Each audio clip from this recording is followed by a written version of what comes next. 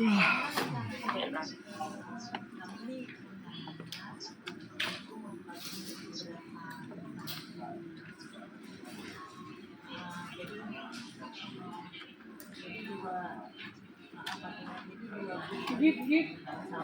yang BKU dihapus ya.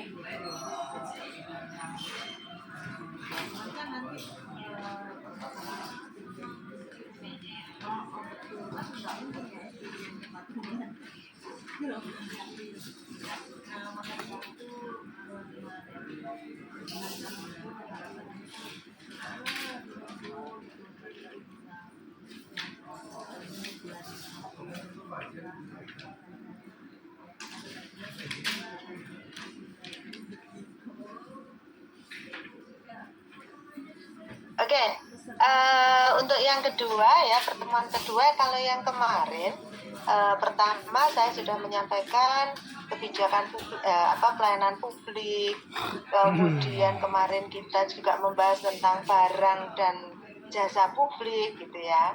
Nah, sekarang kita akan bahas paradigma pelayanan publik.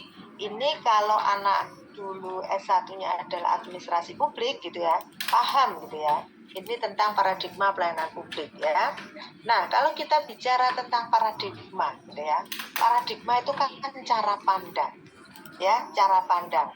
Anda nanti pada saat membuat tesis juga bisa menggunakan paradigma old public administration, paradigma new public service, atau paradigma new public management gitu ya, pakai paradigma ya. Paradigma itu adalah cara pandang gitu ya. Nah, nanti cara pandang ya, dalam hal ini nanti kita akan bahas kalau tentang public service, tentang pelayanan publik, maka nanti kita akan membahas tentang bagaimanakah cara pandang aparat penyelenggara pelayanan publik terhadap masyarakat sebagai pengguna layanan publik. Nah, itu ya, nanti yang kita bahas adalah itu. Terkait dengan ini ada paradigma OPA, NPM, NPS gitu ya. Sehingga nanti ini ya, temanya adalah ini ya. Yang nomor 4 fokusnya cara pandang. Cara pandang beberapa paradigma ini terhadap pelayanan publik ya. Bagaimanakah pelayanan publik diterapkan pada era OPA, NPM, NPS ya. OPA itu Old Public Administration, NPM itu New Public Management, dan NPS itu New Public Service ya. Nah, kalau kita bahas tentang paradigma gitu ya, yaitu adalah pandangan mendasar, cara pandang ya, atau point of view ya, sudut pandang. Bagaimana sudut pandang itu kemudian diterapkan dalam penyelenggaraan praktek pelayanan publik gitu ya. Nah, secara umum kalau ini paradigma ya, paradigma itu kita memandang di point of view tadi ya. Jadi paradigma pelayanan publik gini ya, kalau kita review gitu ya, itu ada menggunakan aliran Old Public Administration. Ini adalah dipelopori oleh Woodrow Wilson dan Frederick Winslow Taylor ya. Pada saat Old Public Administration ini kita mendasarkan pada ini ya. Nah, ini ya, berkembang perspektif sejak tulisan Woodrow Wilson berjudul The Study of Administration. Gagasan utamanya apa sih? Dikotomi politik dan administrasi, efisiensi. Ya, kalau kita balik lagi ke sini. Sehingga karena itu pelayanan publik itu harus efisien. Ya, harus efisien. Ini pakai efisiensi. Kemudian karena dia kemudian pakai birokrasi, ya, pakai birokrasi yang waktu itu kaku gitu ya, birokrasinya dianggap kaku, sehingga birokratornya atau penyelenggara layanan publik sampai dianggap sebagai manusia mesin ya. Jadi ciri-ciri Old Public Administration ini adalah aparat itu taat aturan, aparat itu profesional, betul-betul profesional ya. Aparat itu taat pada pimpinan ya. Sehingga ketika ini aparat itu taat aturan sampai disebut sebagai birokrasi yang kaku. Kenapa kaku? Karena sama sekali tidak menerapkan diskresi, ya. Sehingga kalau misalnya ada masyarakat, cara pandangnya bagaimana? Masyarakat itu sebagai klien, ya, dipandang sebagai klien. Ya ini, jadi nanti ini dicatat ya. Paradigma all public administration itu memandang masyarakat itu sebagai klien. Ya, kalau klien, saya bertanya, klien itu manut atau enggak? Namanya klien. Klien itu manut apa enggak? Anda kalau sebagai klien manut enggak dengan lawyernya? Manut ya. Nah, sehingga all public administration ini memandang masyarakat itu manut, harus manut, gitu ya. Ini yang harus dicatat, ya, harus manut, gitu ya. Nah, misalnya, ya, misalnya ya, ketika Anda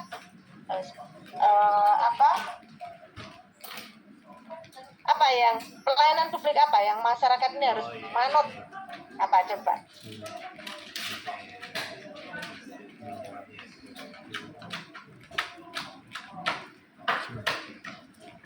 Ibu, perizinan Bu.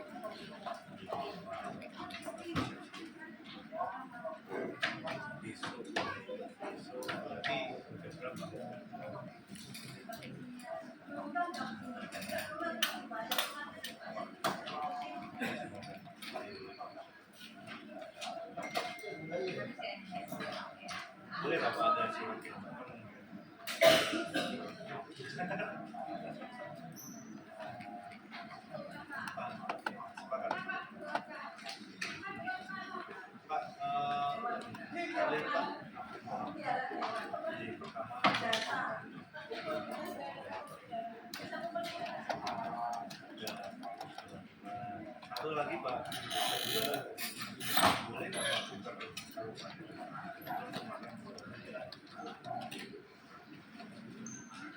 Barangkali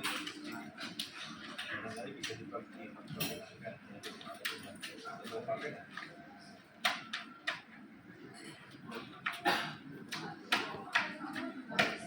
Ya, pelayanan perizinan, siapa tadi yang menyampaikan pelayanan perizinan?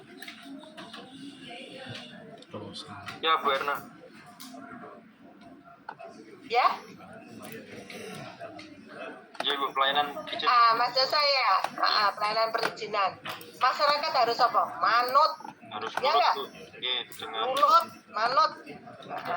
Ya, kalau nggak sesuai dengan, kalau tidak sesuai aturan, perizinannya nggak akan keluar kan gitu ya, sehingga manut gitu. Oke, ini contoh all public administration. Masyarakat dianggap sebagai klien, nurut, manut, gitu ya. Dan aparat itu taat aturan.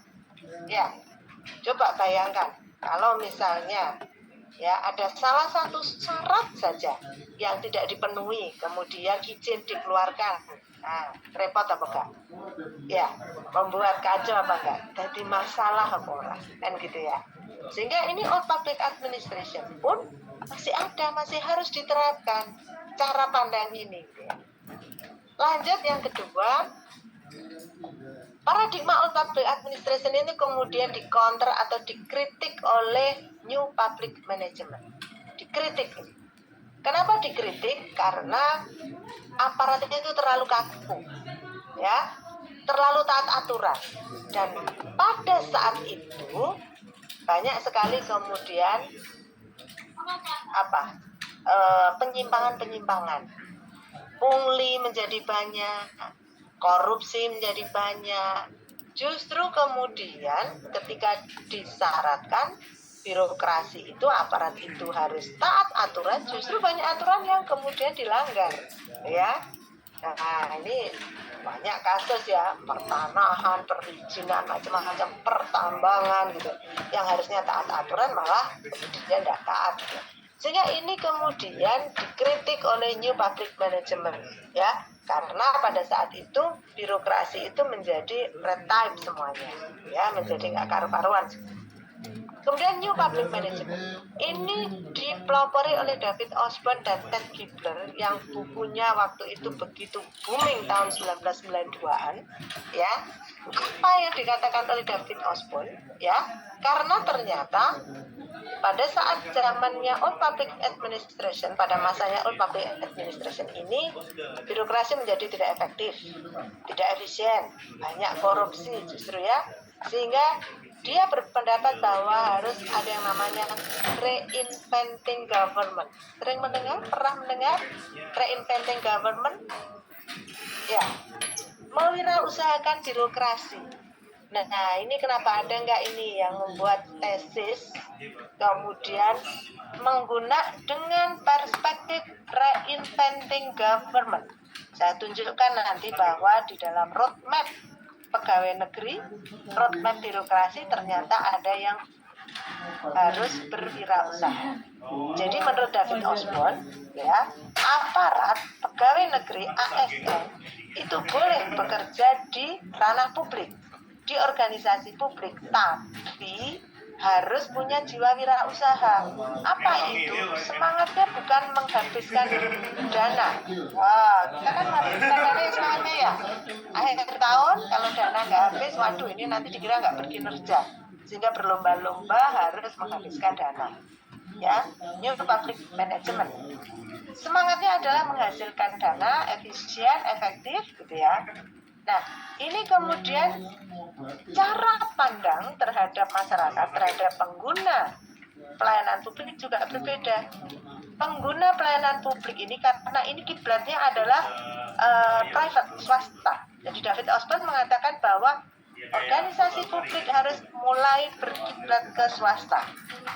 Berkiblat itu maksudnya cara bekerjanya seperti swasta, ya, efektif dan efisien, sehingga masyarakat dianggap sebagai apa? Customer. Anda bisa membayangkan kalau perlakuan seorang pengusaha kepada customer itu seperti apa? Perlakuannya seperti apa?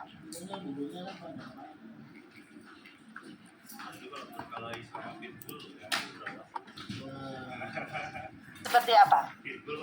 Seorang pengusaha memperlakukan customer seperti raja gitu, Bu. Oh, seperti raja, boleh, benar. Ya? Ratu boleh. Apa? Ratu boleh. Iya, nek customer wedok ya ratu ya. Customer wedok kok raja. Ya, customer sebagai ratu, customer sebagai raja, gitu ya. Apalagi customer itu seperti apa? Raja, ratu, berarti apa? Dilayani, ya. Sak jaluke customer, sak polahe customer, ya. Fokus dilayani, benar-benar dilayani. Nah, inilah kemudian ini zamannya David Osborne, sehingga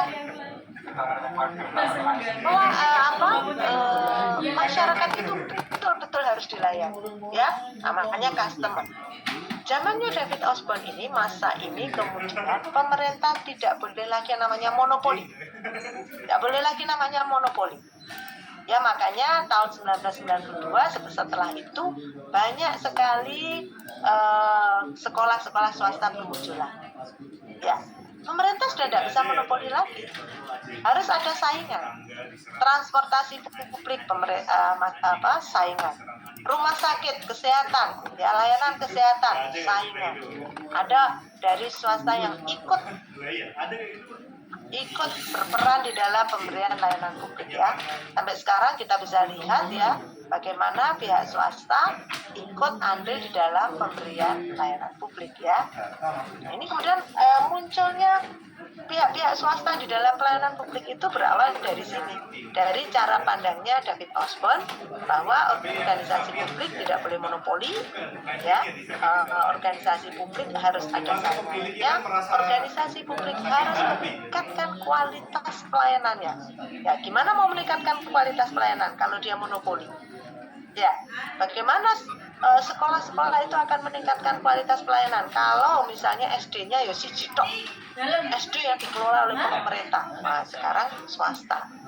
Banyak swasta bermunculan sehingga sekolah dasar, rumah sakit ya, yang dari negeri harus bisa bersaing gitu ya. Nah, kemudian ini akhirnya banyak sekali pelayanan-pelayanan publik swasta. Kemudian New Public Management ini kemudian dikritik ya, dikonter oleh New Public Service. Den Hart mengatakan kalau kita melayani customer berarti ada yang tidak dilayani dong. Benar nggak? Kalau seorang pengusaha melayani customer berarti yang nggak customer kan nggak dilayani. Untuk apa nggak dilayani? Untuk apa dilayani? Dia bukan customer kita, kan begitu. Ibaratnya kita punya toko, ya kita punya toko apa? Toko baju yang mudah, toko baju ya, misalnya. Yang masuk ke toko kita layani. Orang yang berada di luar toko kita, yang bukan customer, yang tidak menggunakan, yang tidak akan membeli barang di toko kita, dilayani nggak kira-kira? Nggak perlu kan? Nggak perlu dilayani kan? Itu kalau pemikiran dari swasta, boleh seperti itu. Tapi New Public Service Den Hart mengatakan kita ini yang dilayani itu adalah masyarakat. Bagaimana dengan kalau misalnya ada bencana alam? Ada bencana alam. Kalau pakai paradigmanya New Public Management berarti yang dilayani tertentu saja akan sama. nenek banjir. Turun, Pak. Yang diselamatkan yang mudah-mudah saja. Oh, apa meneh yang penyelamatnya yang bapak-bapak. Yang diselamatkan yang mudah-mudah saja, yang perempuan cantik-cantik, yang mbah-mbah tua-tua wis beres. Kekirit banjir wis beres. Misalnya begitu. Ya, atau perang, pada saat perang. Pada saat perang, siapa yang kalau kita melayani customer? Yang nggak customer nggak dilayani dong, ya. Oh nenek-nenek, kakek-kakek wis biarin aja, tembak musuh ya nggak apa-apa, wis meninggal diselamatkan aja yang muda-muda, misalnya. Ya nggak bisa. Ini adalah cara pandangnya Den Hart bahwa tugas dan fungsi negara itu adalah memberi pelayanan kepada semua warga negaranya, bukan memberi pelayanan kepada customer. Nah ini ya. Kemudian Den Hart juga mencontohkan lagi bagaimana dengan pelayanan pendidikan. Kalau yang dilayani adalah customer, apakah yang tidak dilayani adalah yang bukan customer berarti tidak diberi layanan pendidikan dong. Layanan kesehatan juga begitu. Ini yang diilustrasikan oleh Den Hart, sehingga Den Hart ya melalui New Public Service-nya kemudian mengkritik ya New Public Management. Ya, jadi ini adalah paradigma sudut pandang ya. Sementara Den Hart ini kemudian menganggap masyarakat itu sebagai society. Ya, kalau ini sebagai old public administration, masyarakat itu sebagai client. New public management, masyarakat itu sebagai customer. Kalau new public service itu adalah society, ya, sebagai warga negara yang sama-sama punya hak untuk mendapatkan pelayanan publik, bukan yang hanya customer saja. Ya, ini perbedaannya New Public Service, New Public Management, Old Public Administration. Nah, kalau begitu, apakah cara pandang Old Public Administration itu yang sudah lama itu apakah nggak bagus? Apakah nggak bisa diterapkan? Apakah New Public Management juga nggak bisa diterapkan? Ya, apakah sekarang hanya New Public Service saja yang diterapkan dalam proses penyelenggaraan pelayanan publik? Menurut Anda gimana?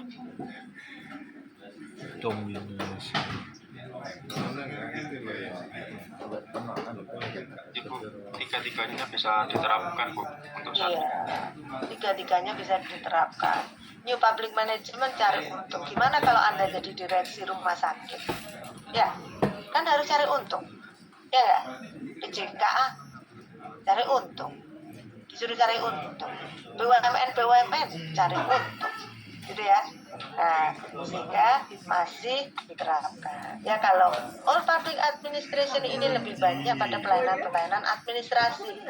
Ya, kalau new public management lebih banyak pada organisasi yang public service obligation. Ya, rumah sakit, apalagi kantor pos, apalagi yang disuruh cari untung. Sampai nanya ke bagian SDM. Penerbangan, ya. BUMN itu kan mesin uang, sehingga harus cari untung, gitu ya. Pertamina cari untung, new public management, gitu ya. Cari untungnya, tapi untungnya jangan diambil sendiri, gitu ya. Ya, kalau new public service ini lebih cocok pada program-program yang melibatkan masyarakat, pemberdayaan masyarakat, ya, program-program yang harus membuat masyarakat itu aktif, ya, biasanya program-program pemberdayaan masyarakat, program padat karya, misalnya setelah kita selesai bangkit lepas dari COVID itu banyak program-program padat karya, ya, misalnya desa, kemudian ada program padat karya membuat jembatan, membuat pos kamling, memperbaiki saluran per air, ya. Nah, padat karya itu kan pakai new public service, semua boleh terlibat, ya. Ini adalah, nah ini tadi tidak usah, ini kan sudah saya jelaskan tadi ya. Ini prinsip-prinsipnya, gitu ya. Silakan nanti ini bisa dipakai teori pada saat Anda ngambil tesis, kalau temanya tentang pelayanan publik, gitu ya. Ini perbedaan mendasar, gitu ya. Perbedaan mendasar ini tadi sudah saya jelaskan semua. Melihat masyarakat, ya, kalau all public administration melihat masyarakat sebagai klien, ini sebagai customer, gitu ya. Ini sudah semuanya, ya. Saya ulangi lagi, gitu ya, yang all public administration itu berdasarkan dikotomi politik dan administrasi, ya. Jadi dia berpendapat bahwa urusan administrasi dan urusan politik itu sendiri-sendiri. Politik itu apa sih? Urusan membuat kebijakan, harus sendiri. Tugas legislatif adalah policy maker, buat kebijakan. Tugasnya administrator adalah melaksanakan kebijakan tersebut. Nih ya, ini masyarakat dianggap sebagai klien atau follower. Ya, dampaknya apa? Pelayanan publik tidak humanis. Ya, kemudian disebut administrative man. Kalau tidak sesuai tidak boleh. Ya. Oke, sudah. Ini diskusinya tadi sudah sekalian ya, sudah saya tanyakan bagaimanakah pelayanan publik itu sekarang itu all public administration, new public management, dan new public service itu masih tetap diterapkan, ya, masih tetap dipakai sampai sekarang, ya. Oke, ini selayang pandang tentang paradigma pelayanan publik, ya. Sementara itu kemudian saya akan masuk ke roadmap arah kebijakan pelayanan publik.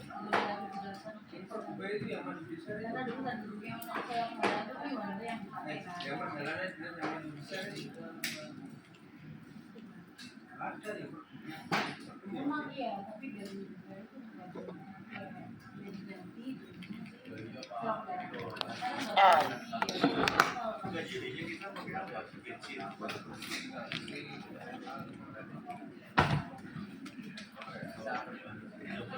oke, sudah kelihatan? Ya, ini adalah roadmap dan arah kebijakan pelayanan publik, ya. Karena kita fokusnya adalah kebijakan pelayanan publik, sehingga kita akan banyak mencari kebijakan-kebijakan pelayanan publik, ya. Saya kemarin kan dihubungi oleh Brida Provinsi Jawa Timur. Saya diminta menjadi juri inovasi di pemerintah di Pemda seluruh Jawa Timur, gitu ya. Saya diminta juri kemarin. Nanti tidak tahu ini pelaksananya kapan. Katanya sekarang sudah mulai proses administrasi. Ini kalau nggak ada yang ikut, ini kan banyak dari pemerintahan ini. Nggak ada yang ikut. Nanti kan pas jurinya saya kan ketemu bisa ketemu saya, gitu ya.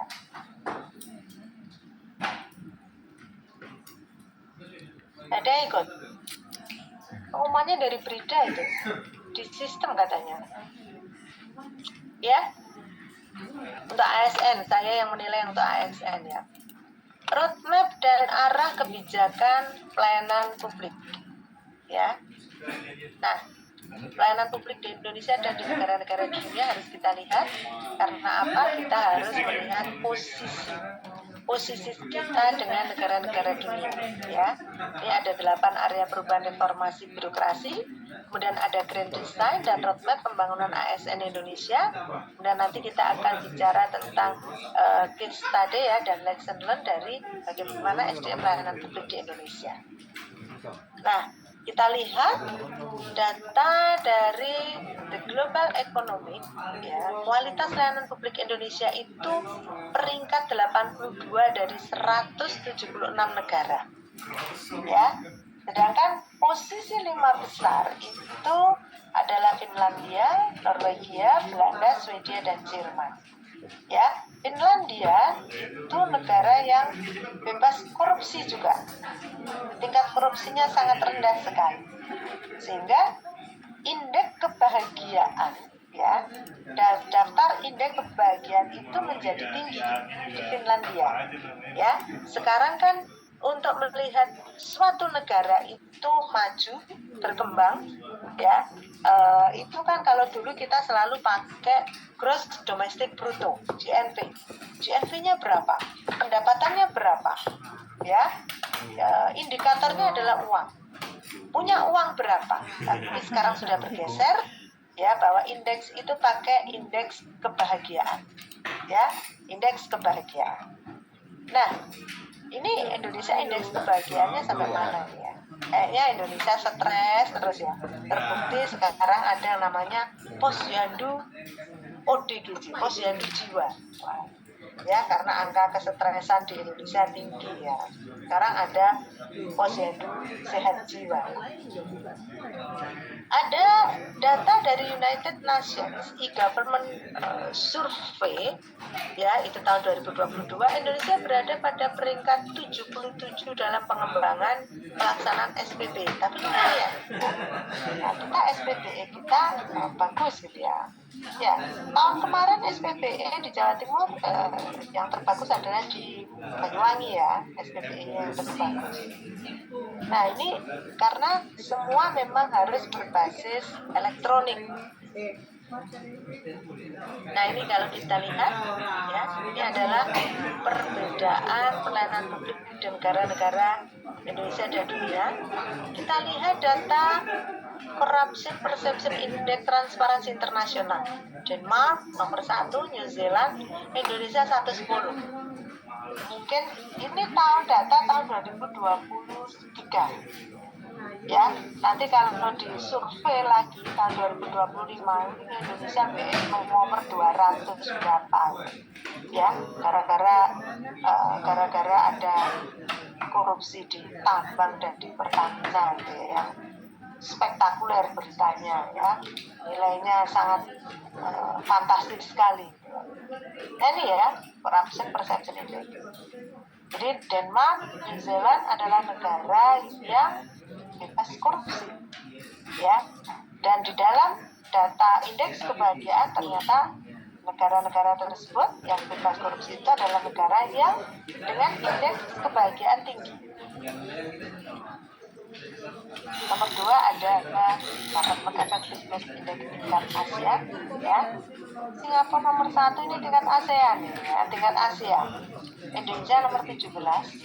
Nah, kita lihat Indonesia itu nanti pernah enggak ini nomor 1, loro, telu gitu ya, masuk 5 besar ya, pernah enggak? Corruption aja tidak masuk 100%. Ya. Global Innovative Index, ya, inovasi. Ya, Indonesia ini Indonesia 75, Switzerland 1, US 2. Trust in government lumayan Indonesia. Kepercayaan kepada pemerintah keren ya Indonesia ya, nomor 4 ya. Ternyata masyarakat kita masih percaya kepada pemerintah. Walaupun padahal demo di sana sini ya, masih percaya. Easy doing business in ASEAN, kemudahan berbisnis. Cuma di ASEAN. ASEAN kan negaranya hanya berapa sih? Singapura, Malaysia, Indonesia, Thailand, Brunei, kan gitu aja ya. Sekitarnya itu tak Filipina, gitu ya, Indonesia nomor 6. Ya, konon katanya easy doing business, kemudian berbisnis di Indonesia itu dianggap sulit karena kesulitan perizinan. Ngurus perizinannya sulit di Indonesia ketika investor mau masuk Indonesia. Yang kedua, buruh di Indonesia, ya, karyawan buruh pabrik di Indonesia sering demo, sukanya mogok kerja, nah, sehingga situasi-situasi yang tidak kondusif itulah yang kemudian membuat orang males ya mau berinvestasi di Indonesia, males, sehingga easy doing bisnisnya tingkat ASEAN Indonesia pun juga masih di peringkat 6. Lanjut, ada global informasi teknologi ya. Kemudian most government website ini yang menarik juga, ternyata Indonesia ini juga banyak sekali ya masyarakat yang mampir ke websitenya pemerintah. Sing banyak dilihat itu adalah Kemdikbud.go.id ya, terkait dengan pendidikan. Nah, ini adalah profil pelayanan publik Indonesia dan negara-negara dunia. Apa tanggapan Anda kalau melihat data profil seperti ini?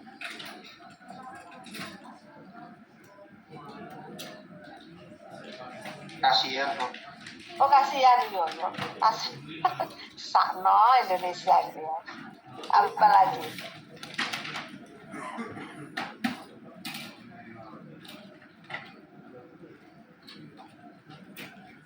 Berarti pelayanan publik di Indonesia kualitasnya masih relatif jauh di bawah negara-negara lain ya, Bu? Iya, sangat jauh itu. Sangat jauh dari negara lain. Ya, ketinggalan jauh. Ya, jauh sekali. Ya. Oke. Pelayanan publik yang sangat masih jauh. Dan ya, ini data yang aslinya ya, Corruption Perception Index ya 2022 ini tadi. Kemudian ini Global Innovation Index gitu ya tadi ya. Nah ini ya. Nah, kita mau masuk ke arah perubahan ya, reformasi birokrasi yang tahun ini harusnya ada lagi ya. Ada 8 arah perubahan, ternyata ada pelayanan publik di sini. Nah, ada pelayanan publik, pelayanan prima sesuai kebutuhan dan harapan masyarakat, gitu ya. Nah, ini ada reformasinya, cocok ini kan, harus di reformasi pelayanan publik kita, ya.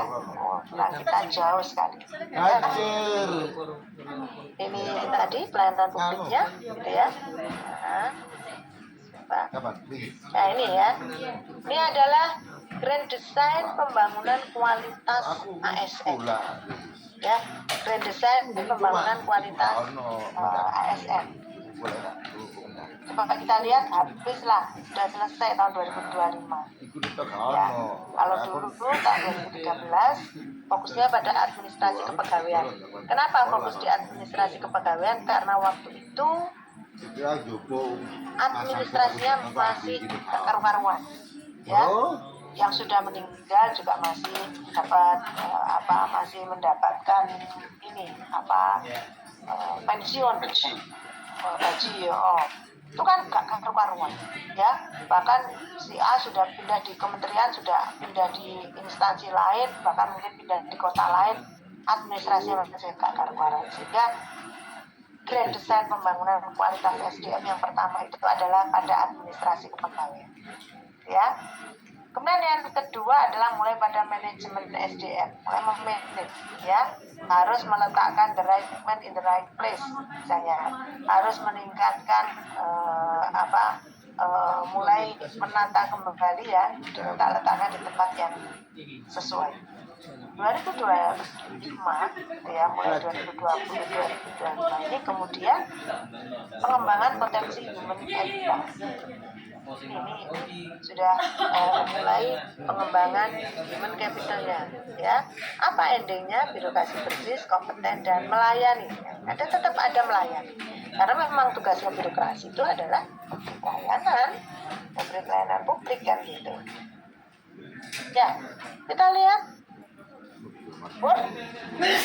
reformasi birokrasi menuju world class. Ya, itu tadi ya. Jadi kalau pada tahun 1999 sampai 2013 tadi fokusnya pada administrasi kepegawaian sehingga rule based birokrasi, ya.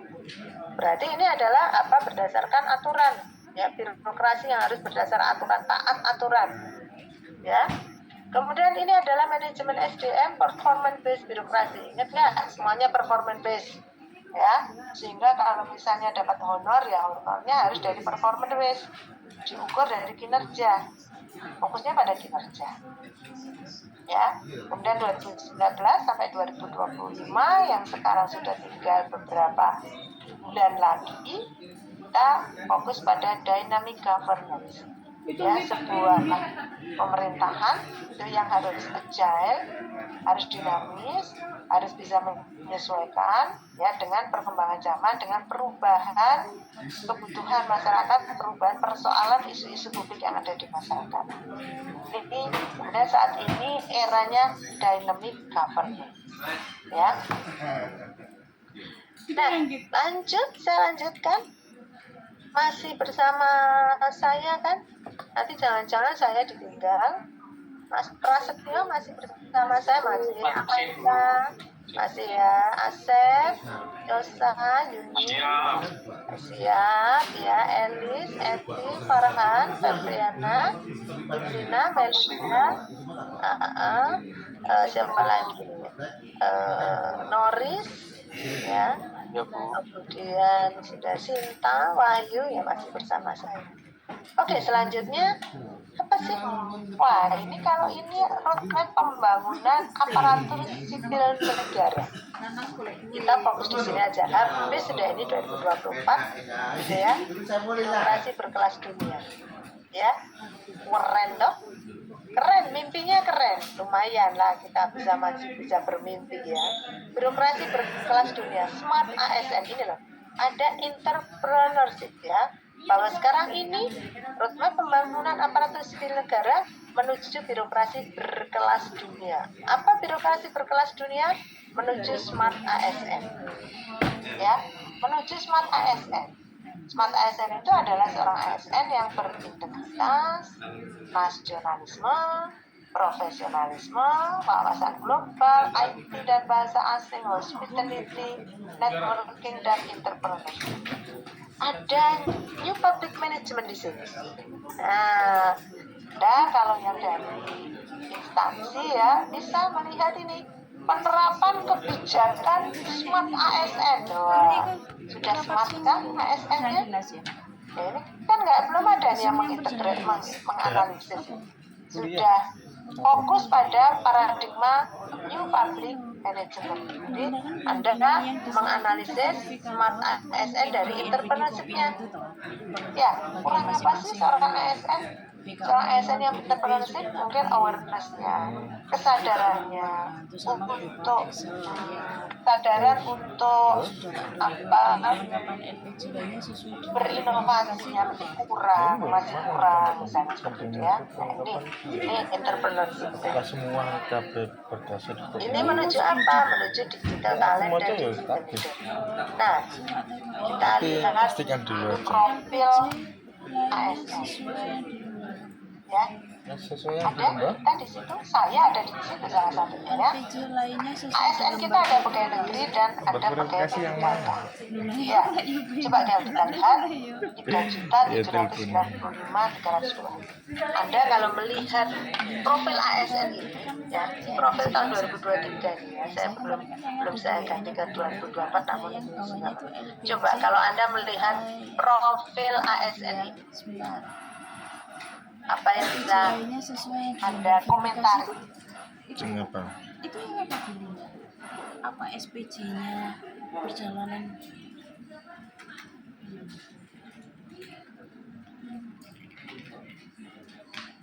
Kenapa? Oh, yang bahan Kalau saya lihat di sini ternyata ASN itu didominasi oleh pegawai yang usianya di atas 51 sampai dengan 60 tahun. gimana Linda? Yang berverifikasi? Berarti apa? Usia Usia non produktif ya, Bu, ya. kita dikaji ya. Jadi ini kan harus ada pembayaran ini ya.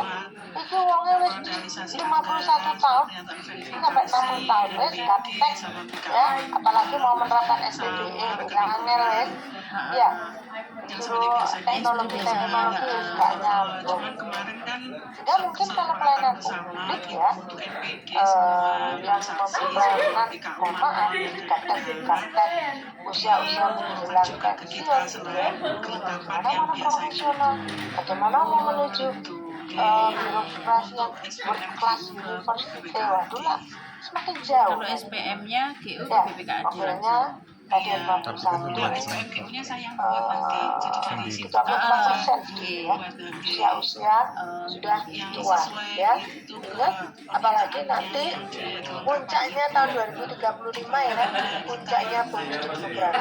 Oh ya Sehingga Pak, nanti saya naikkan Indonesia mengalami aging population trend. NPD TBP juga masyarakat tadi. tua. TBP-nya juga buat Ya, aging population trend ini yang bahaya. NPD aja. Pemerintah belum mengambilkan kebijakan apa sih yang bagus untuk lansia gitu. Perlindungan seperti apa sih? Saya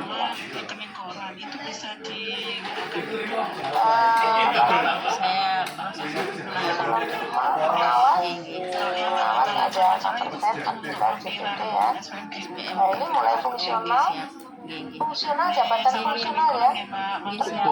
Jabatan fungsional lebih banyak loh ya, ada 56%. nggak punya barang itu juragan ya kan nggak bisa Ya, penyelenggaraan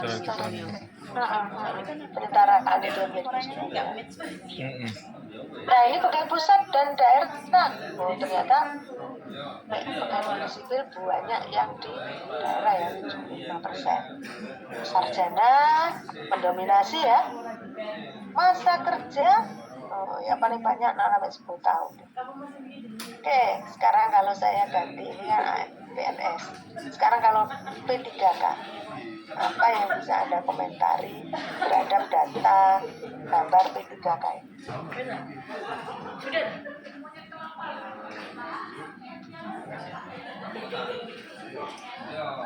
Kebanyakan milenial. Milenial, iya, ya. 21, 30, 31, 40 banyak sekali. Ya, mudah-mudah. Banyak mudah-mudah. Ibu didominasi oleh tenaga pengajar, Bu. Ya, tenaga pengajar karena memang P3K kemarin semangatnya pertama adalah menyelamatkan para guru ya agar bisa semuanya diangkat ya. Makanya kemudian ada mekanisme P3K ya. Nih, didominasi P3K banyak sekali ya. Kemudian P3 teknis ya, badannya ya, kesehatan, P3K pertanian. Jauh sekali ya dengan guru ya. Guru memang hubungannya jadi guru berpuluh-puluh tahun bahkan gajinya tidak seberapa tapi dia harus menyukai pekerjaan itu sehingga nggak keluar. Kemudian ini ya, ini juga jeblek ini ternyata P3K itu ada di daerah ya, karena memang ke P3K juga merespon kebutuhan daerah yang mengusulkan gitu ya.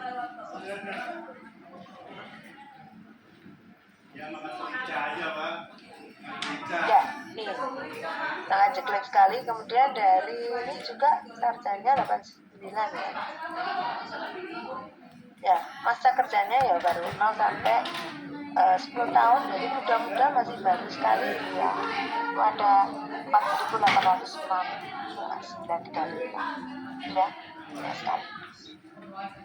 Oke, nah ini tadi ya, tadi yang kalau di sana ini sudah saya kasih ya, bagaimana birokrasi kita itu bisa menyamarkan, bisa memantaskan ya. Tadi kan endemiknya birokrasi kelas dunia, birokrasi berkelas dunia seperti apa ya?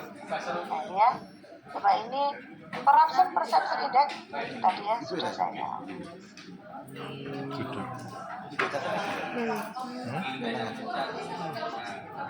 ya. Hukum Oke. magister Thank hukum, you. nah. Tidak ada Iya, diskusi. khusus sing Saya anak akan pembelajaran hukum. memberi satu artikel Sing saya. semester kita kan. Nanti Anda bisa review gitu ya. Artikel saya semuanya tentang public Iya, service, kan aku tentang magister pelayanan kebijakan. publik.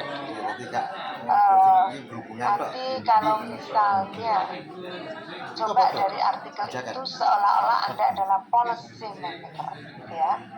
Ini artikel saya yang kemarin terbaru terbit itu adalah APH tentang anak bermasalah dengan hukum. Ya, sebentar saya share.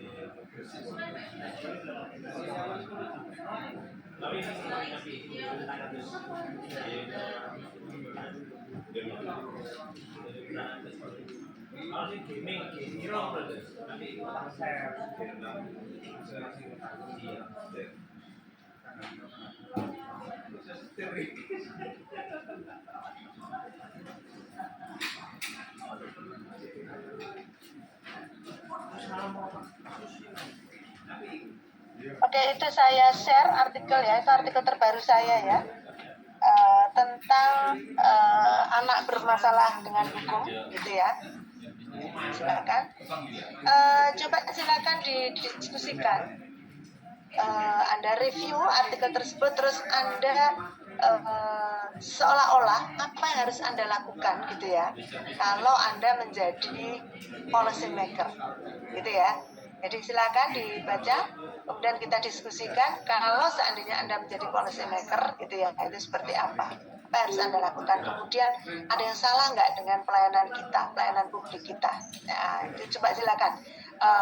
Dari itu silakan didiskusikan ya, bagaimanakah pelayanan publik yang seharusnya ya. Nanti mulai besok juga akan saya berikan artikel-artikel satu gitu ya. Nanti kita bisa bagaimana kan seharusnya pelayanan publik yang diberikan, kemudian kebijakan apa sih yang seharusnya ada ya. Sudah ada yang berhasil? Sudah ada yang berhasil mendownload? Bisa. Oke, saya masukkan ke breakout room ya. Saya bagi 3 breakout room aja ya, yang nggak terlalu sedikit. 3 atau 4? 3 aja ya. Oke, masuk silakan.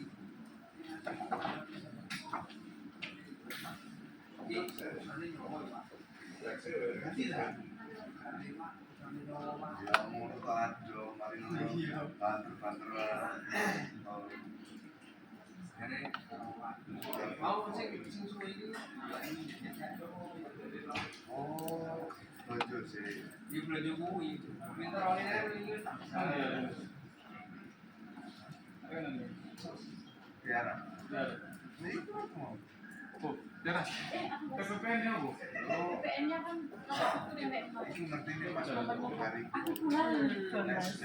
harusnya sama langsung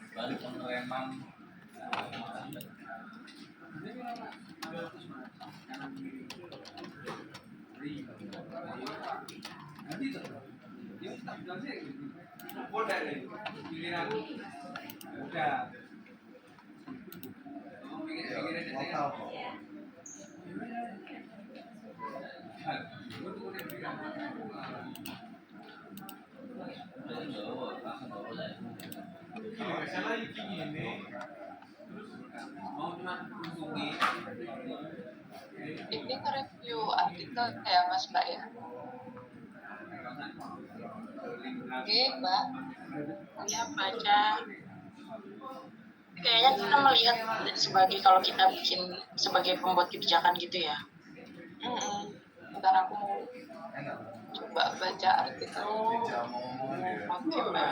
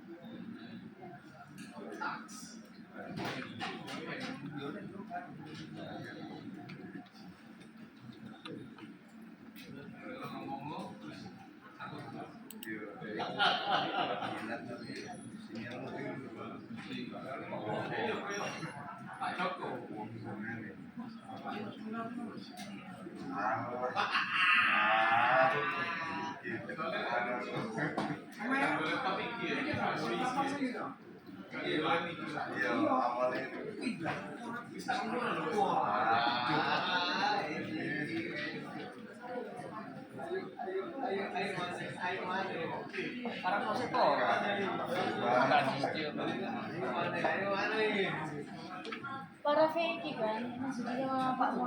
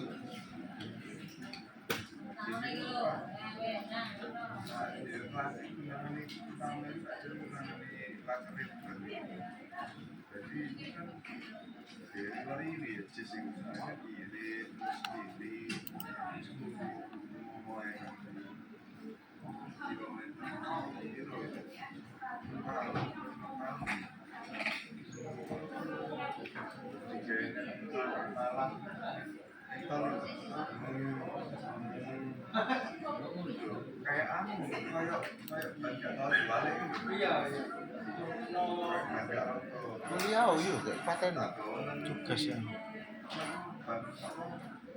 kali itu ya ya gitu kasih barengan presentasi iki dah sing dikirimi kabeh lagi nih kan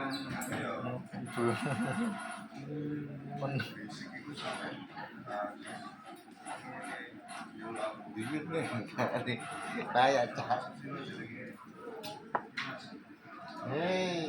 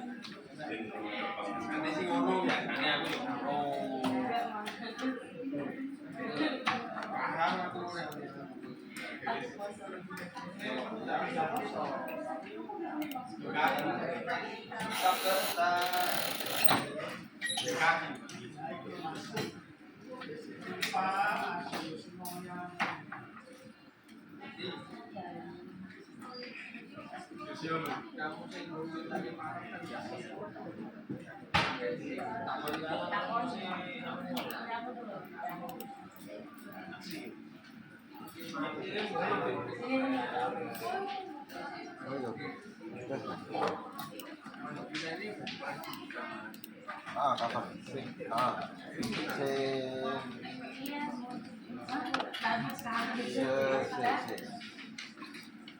Seribu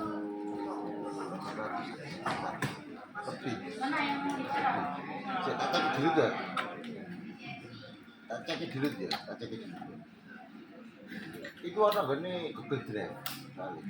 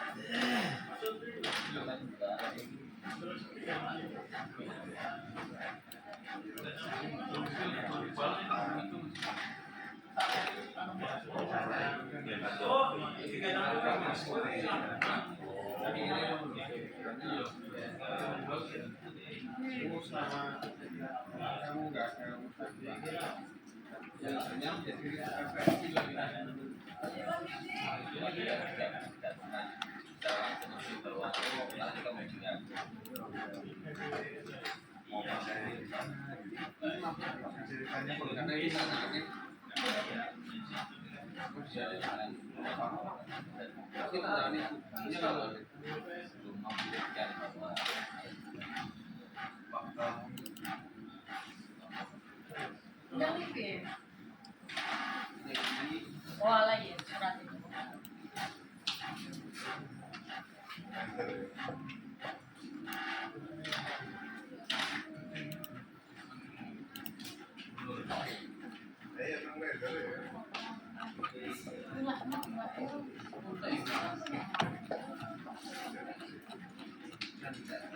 Iya terus.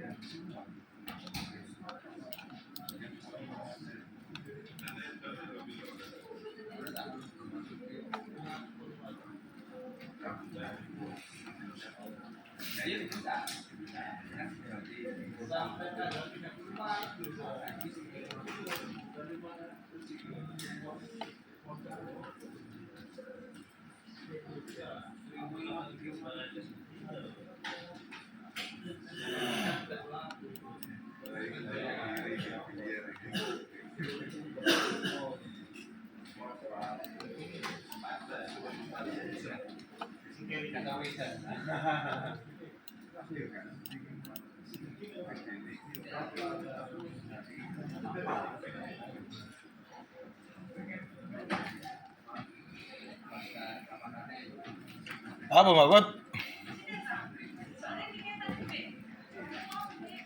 Apa? Hah?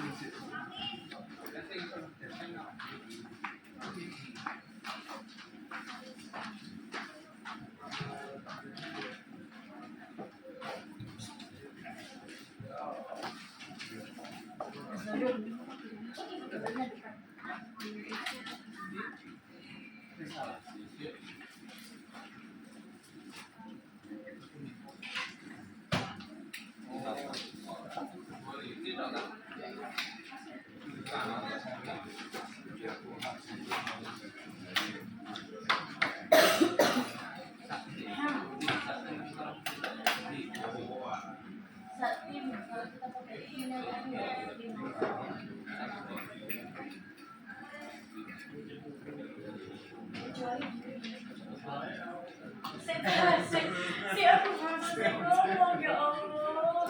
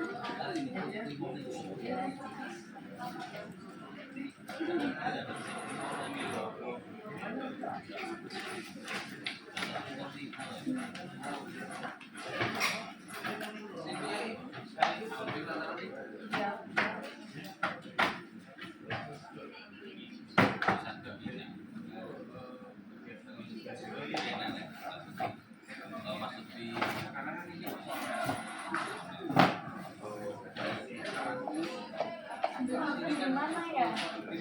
Nggak ada lah.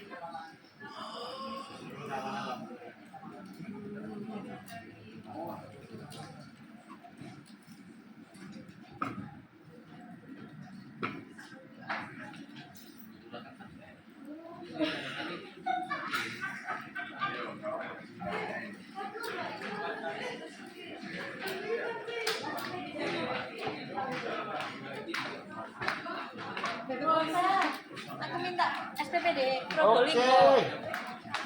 PPD Probolinggo. Yang ibu sama kamu itu loh, yang tidak. Mbak, kok kayaknya belum dikasih buah ya? Jadi diambil lagi. Iya, iya. Dia dulu ya.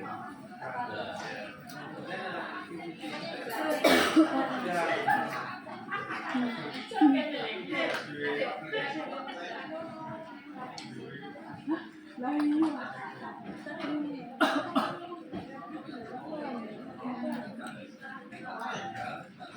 Cuma kosan.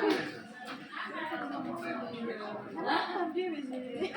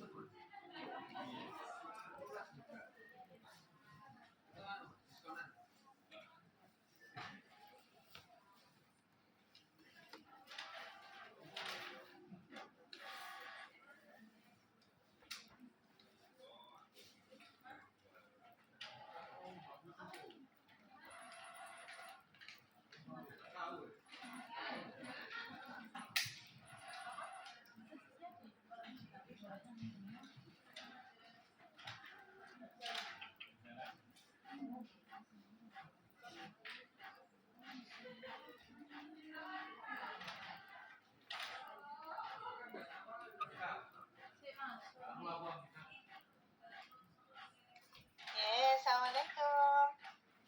Sudah ya tadi diskusinya? Sudah ya diskusinya? Oke. Silakan. Kelompoknya siapa yang di room berapa yang mau Ayo. membahas? Pokoknya Mas Kasan sama Mbak Elis. Silakan. Kelompoknya Mas Kasan sama Mbak Elis, silakan. Tadi apa yang didiskusikan?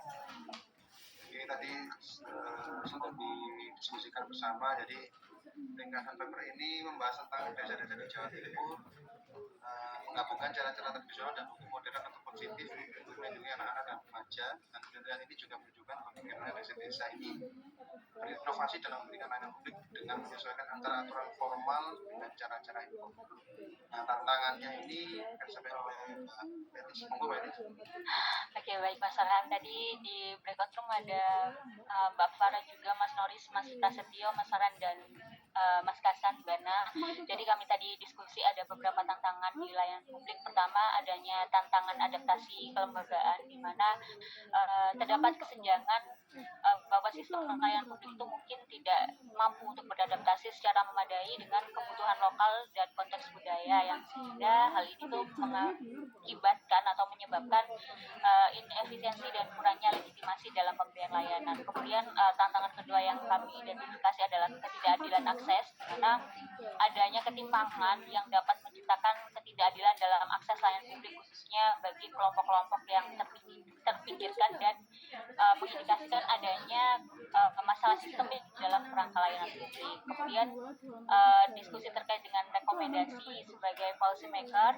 Pertama, based on paper, kami menemukan satu rekomendasi yang menarik, yakni adaptive public service synthesis, di mana dalam hal ini policy maker itu dapat melakukan adopsi pendekatan inovasi dalam pendekatan restoratif justice antara hukum positif dan adat atau terkait dengan tradisi lokal. Hal ini bertujuan untuk kemudian menjawab tantangan pertama tadi terkait dengan pelayanan publik. Kemudian yang kedua, hal yang disarankan masyarakat itu dapat berinovasi dalam pemberian layanan sekaligus mengintegrasikan bagaimana tradisi hukum yang berbeda dan mempertahankan legitimasi kelembagaan di berbagai bidang normatif. Nah, dalam hal ini policy maker itu dapat menekankan adanya layanan publik yang berbasis co-production, di mana co-production ini menjadi salah satu tools dalam public governance yang mengedepankan bagaimana penerima layanan itu juga berkontribusi dalam proses pemberian layanan. Nah, co-production ini meliputi 4 hal, mulai dari co-commissioning, kemudian co-design, co-delivery, hingga co-assessment, sehingga kemudian layanan publik ini bisa menjangkau kebutuhan secara aktual dari masyarakat itu sendiri. Mungkin itu saja Bu Ena diskusi dari breakout room kami tadi. Terima kasih. Ya, terima kasih. Ya, kelompoknya Elis. Oke, menarik sekali ini tadi analisisnya ya. Terutama sebagai seorang policy maker ya. Policy maker itu harus bisa memahami juga. Artinya tidak semua problem masalah dalam pemberi pelayanan itu harus saklek gitu ya. Harus saklek atau kaku terhadap regulasi yang ada. Tapi juga bisa kan digabungkan dengan itu tadi ya, tradisi lokal, apa gitu ya. Terus kemudian ini tadi ada temuan menarik, ada new public governance gitu ya, ada co-production di mana masyarakat dan semuanya itu juga diajak membuat public service yang juga terlibat juga gitu ya. Jadi kayak menarik sekali ya. Ada kelompok lain yang mungkin mau menyampaikan apa yang didapat?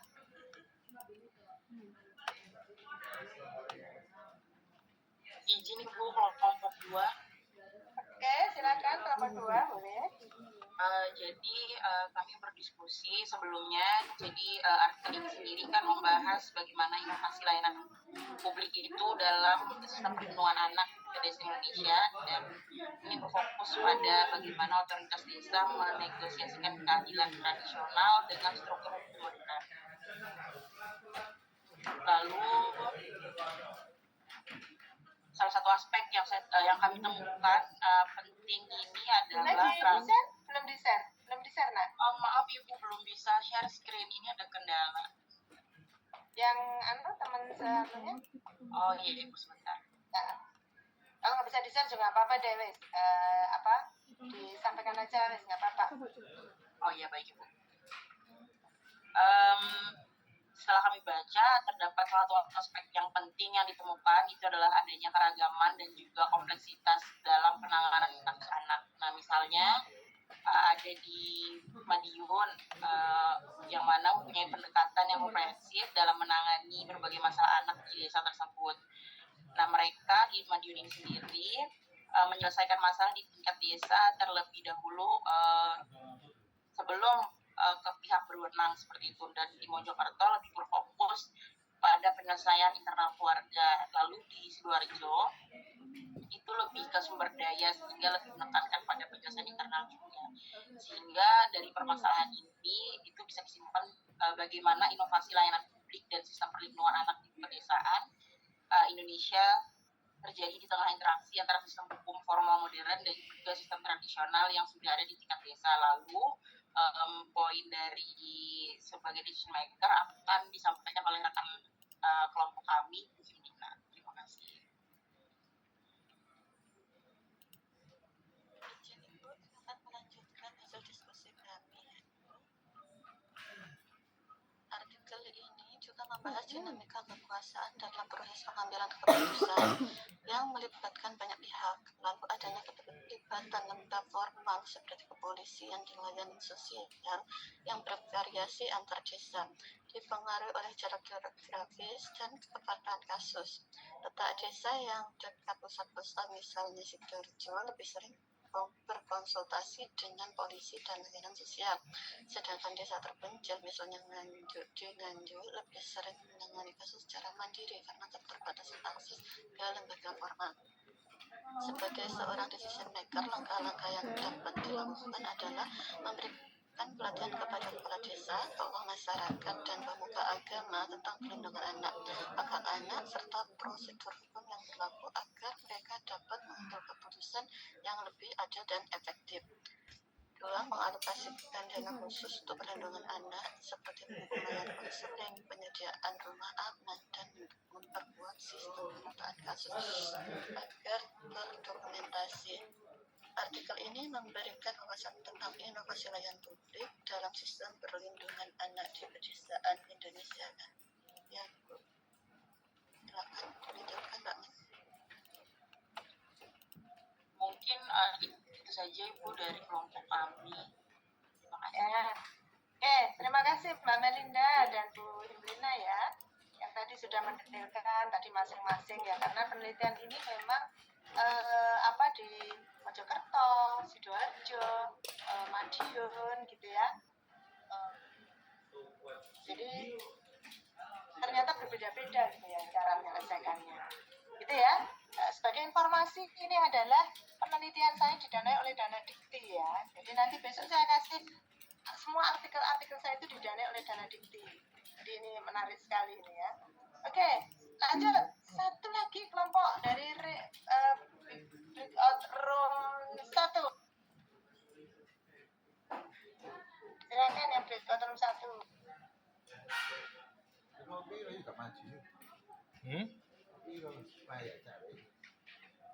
Ini wis garapno kono ketangan ngomong. Mohon izin Bu Erna dan teman-teman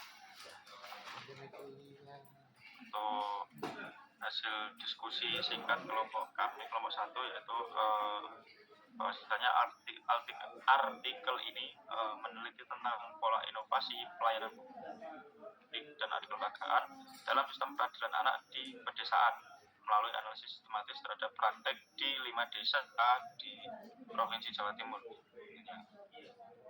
Yaitu dia menganalisis bagaimana praktek program penegakan keadilan tersebut difokuskan pada program keadilan restoratif berbasis komunitas. Bagaimana komunitas menyeimbangkan persyaratan formal dengan praktek peradilan informal dalam menangani kenakalan remaja yang ada. Penelitian ini menggunakan metode grounded theory konstruktivis dengan meneliti bagaimana pemangku kepentingan itu menavigasi batas kelembagaan formal dan informal. Lalu penelitian ini juga mengungkapkan bahwasanya desa-desa itu membentuk administrasi peradilan anak dengan mengintegrasikan antara otoritas tradisional dan kerangka hukum formal. Jadi dinamika kekuasaan dalam peradilan anak ini melibatkan pemimpin yang sudah mapan serta peran resmi yang dipengaruhi oleh hierarki sosial dan praktik budaya. Desa-desa di pedesaan ini menciptakan berbagai saluran di mana komunitas merancang jalur unik antara persyaratan formal dan kearifan lokal untuk menangani peradilan anak itu sendiri.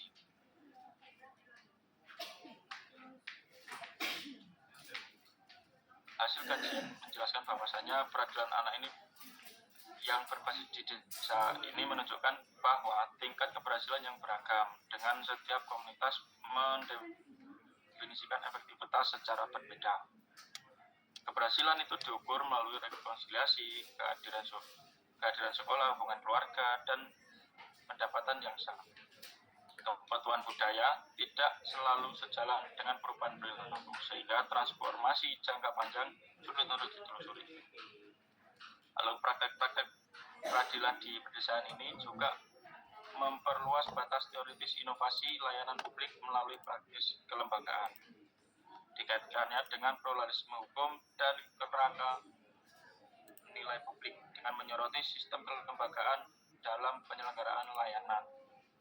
Mendapati bahwa variasi spesial serta integrasi nilai budaya dan keagamaan memberikan perspektif pada diskusi tentang universalisme dan inovasi layanan publik itu sendiri.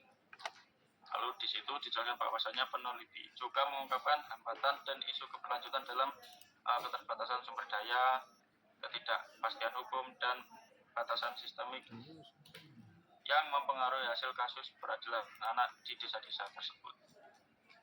Lalu dokumentasi dan pencatatan menjadi tantangan kelembagaan utama yang berdampak pada manajemen kasus dan evaluasi hasil. Realitas ekonomi, bias gender, dan kurangnya ruang berkumpul yang memadai semakin membatasi efektivitas dan keberlanjutan sistem peradilan desa. Nah, di sini disimpulkan bahwasanya kajian tersebut dapat memperkaya dan memperkaya pemahaman teoritis tentang adaptasi kelembagaan dan inovasi layanan publik. Mungkin itu benar diskusi singkat dari kelompok kami. Mohon maaf. Assalamualaikum warahmatullahi wabarakatuh. Waalaikumsalam ya. Terima kasih kelompok 1, kelompoknya Mas Sesa gitu ya. Semuanya lengkap ya. Jadi kalau misalnya diurut tadi harusnya yang presentasi Mas Sesa dulu. Ya, karena menganalisisnya dari cara pandang dari artikel ini ya. Artikel ini menceritakan gitu ya. Kemudian selanjutnya yang kedua dilanjut dengan kelompoknya Mbak Himrina tadi, ada kelompoknya Mbak siapa tadi? Mbak Himrina tadi ya Mbak Melinda, Mbak Aca, Mbak tadi ya. Nah itu kan lebih mendetailkan per desa. Nah, terakhir kelompoknya Elis. Tadi sebenarnya pas tadi ini kalau nyambung sebenarnya. Kalau berurutan nggak apa-apa. Tapi ini celong-celong nggak apa-apa ya. Temanya pas. Oke. Sudah cukup sekian gitu ya diskusi kita. Nanti minggu depan kita bertemu lagi ya. Sekalian saya akan menjelaskan tentang marketing pada sektor publik ya. Ternyata sektor publik itu perlu marketing gitu ya. Nanti juga akan saya berikan saya berikan artikel juga gitu ya. Oke, sebelum saya akhiri ada pertanyaan. Bu Erna mau izin untuk materinya, Bu. Oh, materinya ya? Materinya tadi saya kirim? Belum, Ibu.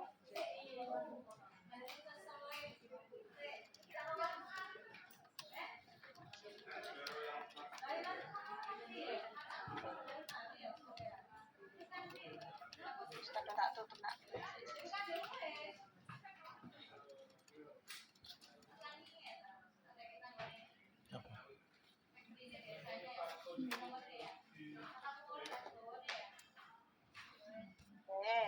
Nah, kok sudah tak tutup ini tadi? Enak baca. Wis. Apa ini? 3 ya. Tangan. Yang pertama kemarin sudah tak kasih. Belum juga, Bu Erna. Oke, wes ini 3 tak semua. Silakan.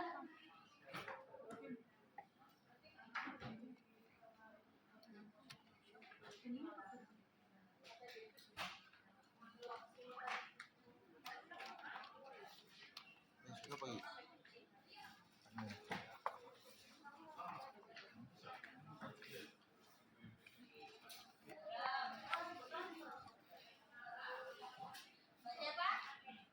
Ini sudah, Bu. Terima kasih, Bu Erna. Oke, terima kasih ya. Saya tutup bisa ya.